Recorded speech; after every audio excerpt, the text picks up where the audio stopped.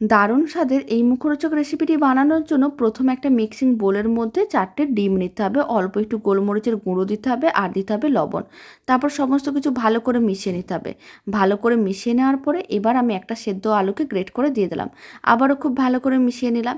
এবার এরকম একটা কেকের পাত্র নিয়েছি, আপনারা চাইলে স্টিলের পাত্রও নিতে পারেন। মিশ্রণটা দিয়ে দিতে হবে। তারপরে এরকমই কিন্তু জলের ভাপে রান্না করে নিতে হবে। প্রায় 10 মিনিট এরকমই সেদ্ধ করে নিয়েছিলাম। 10 মিনিট পরে এটাকে ডিমোল্ড করে নিতে হবে। ডিমোল্ড করে নেওয়ার পরে প্রথমে এরকমই লম্বা করে কেটে নিতে হবে। আপনারা চাইলে লম্বা করেও কাটতে পারেন বা চৌকো পিসেও কাটতে পারেন।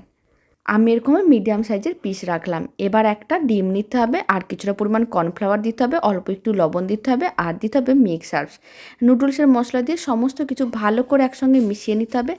আর মিশ্রণটাকে ভালো করে ফেটিয়ে নিতে হবে। অল্প একটু জল দিয়ে আবারও মিশ্রণটাকে ভালো করে ফেটিয়ে নিলাম। তারপরে কিন্তু এরকমই এক একটা করে পিস নিতে হবে, ব্যাটারের মধ্যে ডুবিয়ে নিতে হবে আর শুকনো ব্রেড ক্রাম্বসের মধ্যে কোট করতে হবে।